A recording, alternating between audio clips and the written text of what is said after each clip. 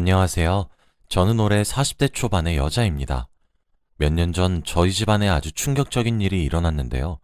다들 들으시면 분명 깜짝 놀라실 겁니다. 저희 시어머니보다 따뜻하고 좋은 분은 없을 거라고 장담해요.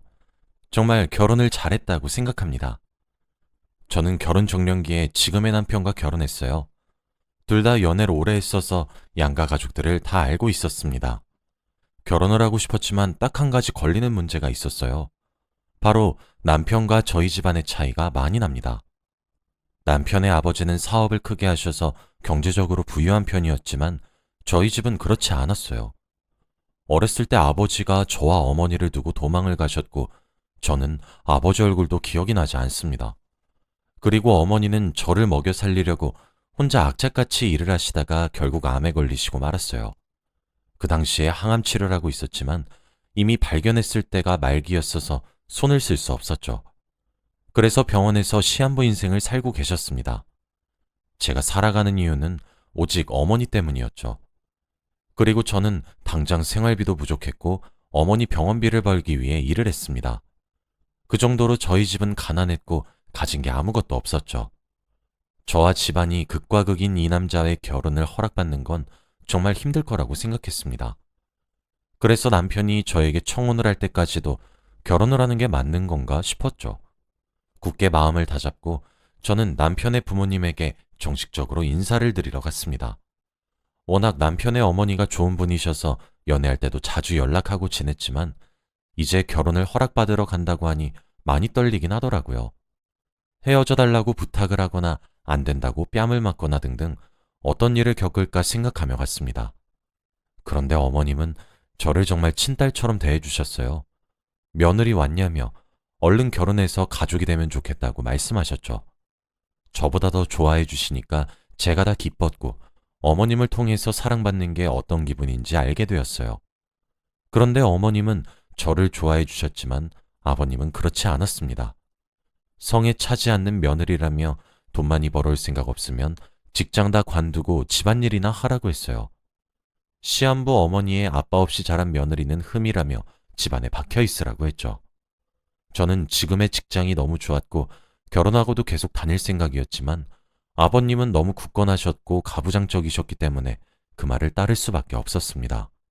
옆에서 어머님이 아버님을 계속 말리시긴 했지만 아버님은 팔짱을 끼고 저에게 명령하셨죠. 남편과 결혼하려면 저는 아버님의 말을 따를 수밖에 없었고 저는 알겠다고 대답했습니다. 저는 남편과 결혼을 위해 직장을 관둬야 했고 시댁에 들어가서 살게 되었죠. 말로만 듣던 시댁살이를 처음 해봤는데 정말 힘들더라고요. 시아버진 저에게 이거 해라 저거 해라 하며 오만 일을 다 시키셨습니다. 물 떠와라 리모컨 가져와라 등등 사소한 것들까지 말이죠. 정말 하기 싫었지만 시아버지 말에 반항을 하는 순간 쫓겨난다는 것을 인식하고 있어서 잔말 말고 하라는 거 다 했습니다. 그런데 시아버지 말고 남편과 시어머니는 저를 정말 잘 챙겨주셨어요. 남편은 시아버지가 저에게 짓궂은 일을 시킬 때마다 시아버지를 나무라면서 이런 거 시키지 말라고 했죠. 저번에는 시아버지가 손빨래를 해달라고 하길래 제가 하고 있었어요.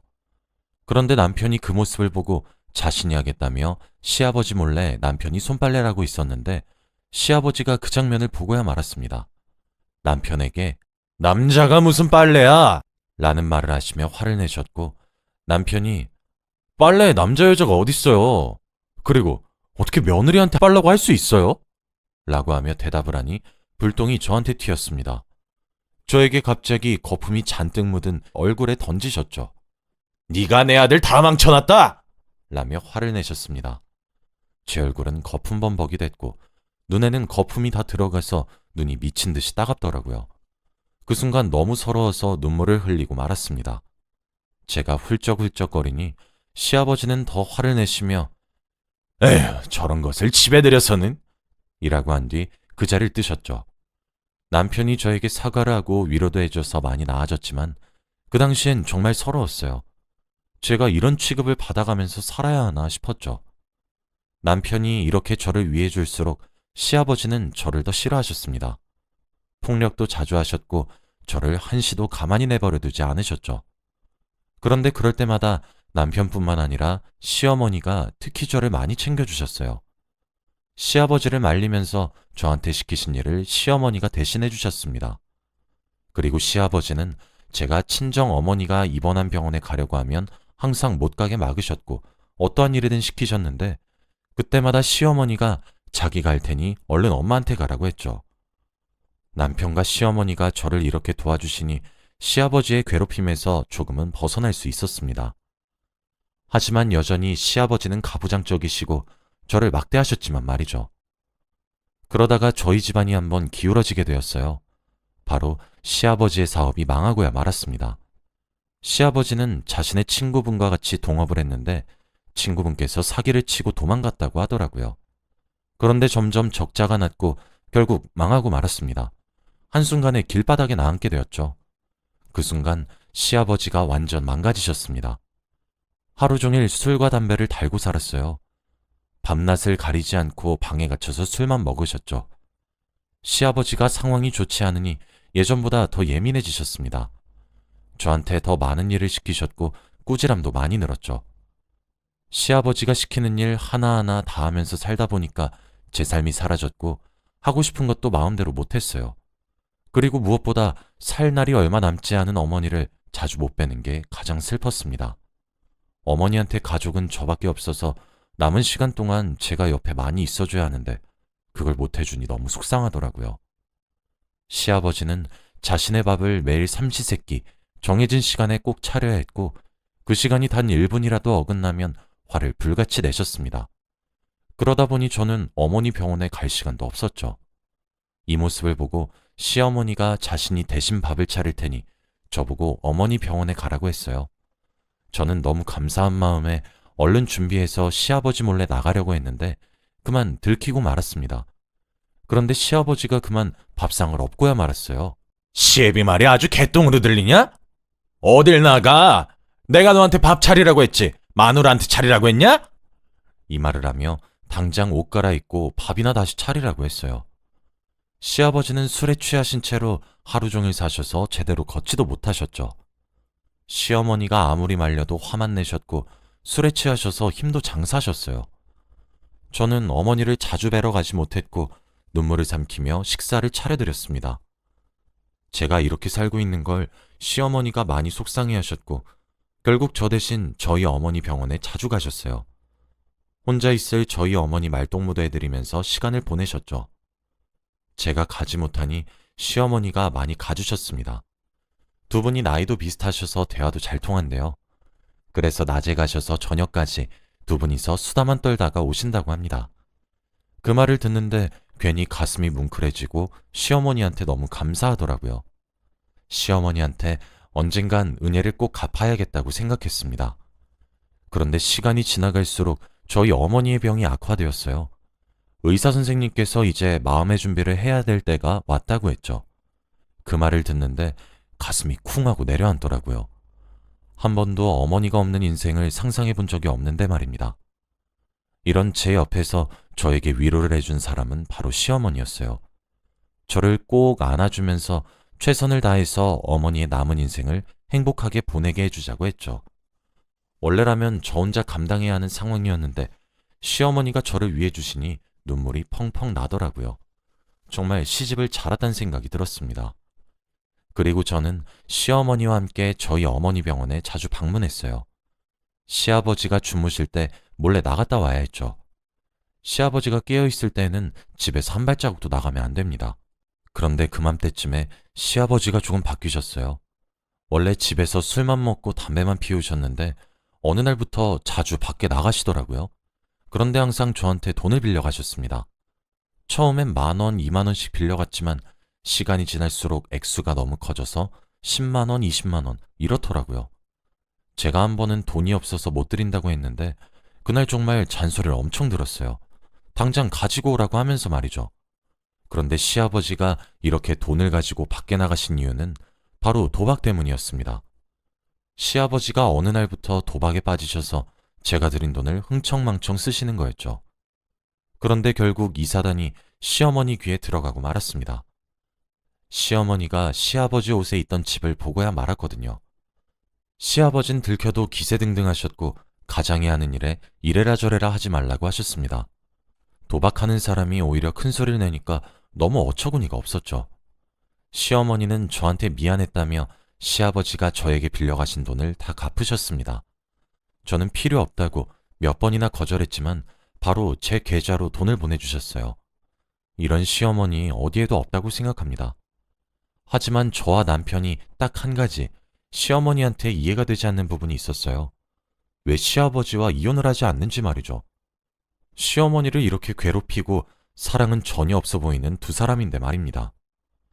저와 남편이 시어머니한테 이혼하라고 거의 매달렸지만 그때마다 시어머니는 묵묵부답이었어요. 언젠간 돌아올 거라고 믿는다는 말도 하셨고 미운정 때문에 산다는 말도 하셨어요. 남편이 이혼을 하라고 할 정도면 시아버지가 얼마나 악덕인지 예상 가시죠? 하루하루 눈을 뜨는 게 고통스러울 지경이었습니다. 눈을 뜨면 그날은 어떤 꾸지람을 들을까 싶었거든요. 이렇게 평생 살아갈 생각에 너무 답답했죠. 시아버지가 도박을 또 하실까봐 남편과 시어머니가 감실했어요. 집에서 나가지도 못하게 했고 차라리 방에서 술이나 먹으라고 말이죠. 그런데 사단이 나고 말았습니다.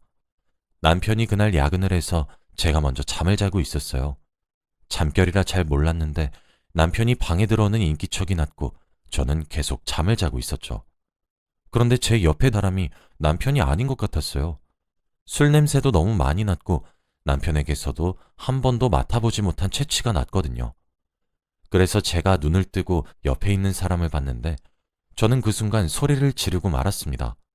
바로 시아버지였거든요. 그 순간 저는 온 동네가 떠나가라 비명을 질렀죠. 제 비명 소리에 시어머니가 잠에서 깨서 저희 방에 왔고 그리고 저는 두려움에 온몸에 소름이 돋았죠. 정말 무섭고 미치고 팔짝 뛸 노릇이었어요. 그때 마침 늦게 귀가한 남편이 방 안에서 펼쳐진 상황을 보고 기겁을 하더라고요. 시어머니와 남편이 시아버지한테 드디어 미쳤다고 화를 냈지만 시아버지는 오히려 당당했습니다. 왜? 가족끼리 그럴 수도 있지. 이런 말도 안 되는 변명을 하며 유유히 방에서 나가셨어요. 그 말에 시어머니가 화가 나셨는지 나가는 시아버지를 붙잡고 뺨을 내리쳤어요. 당신 드디어 미쳤어? 침승만도 못한 새끼. 이 말을 내뱉었죠. 한 번도 시어머니가 심한 말을 한 것을 본 적이 없는데 저와 남편은 동시에 놀랐습니다. 그리고 시아버지도 그 말에 많이 놀라셨는지 화를 내셨어요. 뭐? 새끼? 이 망할 놈의 여편네가? 시아버진 이 말이 끝나자마자 옆에 있던 물건을 아무거나 집어서 시어머니한테 던졌습니다. 순식간에 일어난 일이라 저와 남편은 말릴 틈도 없었고 시어머니는 그 물건에 맞고 그만 쓰러지셨습니다. 그런데 더 놀라운 건 시아버지는 그 모습을 보고도 쓰러진 시어머니를 발로 툭툭 차면서 일어나라고 하셨죠. 저와 남편은 쓰러진 시어머니를 보고 기겁을 했고 바로 응급실에 신고를 했습니다. 이렇게 정신없는 와중에 시아버지는 집에 있던 돈을 챙겨 달아났죠. 그때 일은 아직까지 생생하게 기억이 나고 정말 소름 돋고 무서웠어요. 어떻게 사람이 그렇게 잔인할 수 있나요? 그리고 병원에 시아버지는 오지도 않으셨고 사과 한마디 없었습니다. 시어머니는 수술하셔야 할 만큼 크게 다치셨죠. 며칠간 병원에 입원을 하게 되었는데 그동안 시아버진 연락도 없었습니다. 어디서 뭘 하시는지 저희가 연락을 해도 절대 받지 않으셨죠. 그리고 남편은 이제 시아버지와 인연을 끊겠다고 했습니다. 저런 사람은 아버지로서 자격이 전혀 없다고 말이죠. 저도 그 말에 동감을 했고 이렇게 시어머니가 다치는 걸 보니까 시아버지가 너무 미웠습니다. 시어머니가 입원해 계시는 동안 저와 남편이 교대를 하면서 시어머니 병간호를 했죠. 시아버지가 집을 나가시니 저한테 일을 시키는 사람이 없어서 해방된 느낌이긴 하더라고요. 그리고 시어머니 병문안 가면서 저희 어머니한테도 예전보다 자주 갈 수 있게 되어서 좋았습니다. 두 분의 병원이 같진 않았지만 가까운 거리여서 버스를 타고 자주 오갈 수 있었거든요. 이제 시어머니가 퇴원을 하시면 집에서 셋이서 행복하게 살 줄 알았습니다. 그런데 또 하나의 사고가 나고 말았어요. 바로 시어머니가 병원을 탈출하셨습니다. 어느 날 갑자기 병원을 갔는데 시어머니가 침대에 안 계시더라고요. 몇 시간을 기다려도 오지 않으시고 연락도 받지 않았습니다. 간호사분들도 시어머니 행방을 모른다고 했고요. 순간 무언가 잘못되었다는 생각에 남편에게 이것저것 물었지만 모른다고 했죠. 시어머니가 말도 없이 사라지셔서 혹시 시아버지가 데려갔나 싶어서 정말 걱정되었습니다. 그리고 그날 하루 종일 시어머니를 찾았지만 찾을 수 없었어요. 시어머니는 전혀 나타나지 않으셨고 저희는 기다릴 수밖에 없었죠. 그렇게 한 일주일이 흘렀습니다. 정말 아무것도 손에 잡히지 않았고 어떻게 해야 할지 모르겠더라고요. 시어머니가 갑자기 사라지셔서 너무 당황스럽고 머리가 복잡했습니다. 그런데 그 상황에서 병원에서 연락이 왔어요. 바로 저희 어머니가 위급하다는 소식이었습니다. 저는 순간 너무 놀라서 신발도 짝짝이로 신고 병원으로 달려갔어요. 제가 요즘 시어머니를 찾는 거에 집중해 있다 보니 저희 어머니 생각을 하지 못했어요. 되게 후회를 많이 했고 제발 이 위기를 넘겼으면 좋겠다는 생각을 했습니다. 그런데 저희 어머니 병실에서 놀라운 사람을 봤어요. 바로 저희 시어머니였습니다. 시어머니가 왜 여기서 나오는지 의문이 들었지만 저는 우선 어머니가 급했어요. 의사 선생님은 최대한 노력을 하며 겨우겨우 고비를 넘겼고 다시 어머니가 돌아왔습니다. 저와 시어머니 둘 다 안도의 한숨을 쉬었죠. 그리고 왜 여기에 계시는지, 연락은 왜 안 받았는지 등등을 물어봤어요. 그런데 시어머니는 지금까지 저희 어머니의 병간호를 하고 있었다고 합니다. 당연히 저희가 말릴 걸 알고 말을 안 했다고 합니다. 그리고 제가 어머니를 뵈러 병실에 올 때마다 숨어 있었다고 하더라고요. 정말 충격적이고 놀라웠어요. 그리고 너무 감동을 받았어요.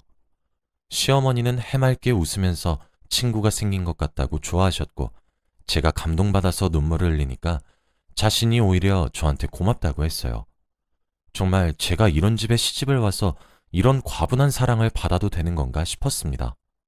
그리고 시어머니는 애초부터 시아버지와 이혼을 한 상태였대요. 이혼을 하고 시아버지가 얹혀 살았던 건데 이참에 나가줘서 너무 고맙다고 합니다. 그 말을 듣는데 정말 놀랐어요. 시어머니가 그런 남남이 된 시아버지한테 잘해줬다고 생각을 하니까 시어머니가 정말 정이 많은 사람이란 생각을 하게 되었죠. 그 모습을 보고 정말 좋은 사람이라는 걸 느꼈습니다.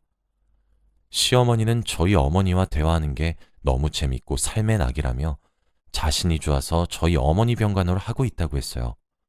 저도 이렇게 좋아하시니 너무 다행이란 생각이 들었습니다. 그리고 저희 어머니도 또래 친구가 생긴 거여서 그런지 웃는 날도 많아지셨죠. 그렇다 보니 의사 선생님도 놀랄 만큼 상태가 옛날보다 점점 호전되고 있다고 말하더라고요. 지금은 의사 선생님이 말씀하신 살 수 있는 기간이 훨씬 지났어요. 그만큼 시어머니 덕분에 정말 행복해 하시는 것 같습니다. 그치만 아직 너무 방심을 할 정도는 아니죠.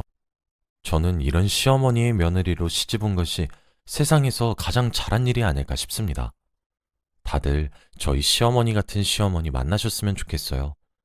지금은 몇 년이 지났고 시아버지와는 전혀 연락을 하지 않습니다. 다시 찾아오셔도 절대 반기지 않을 생각이고요. 여러분도 결혼 꼭 잘하시길 바랄게요. 저희 이야기는 여기까지입니다. 들어주셔서 감사합니다.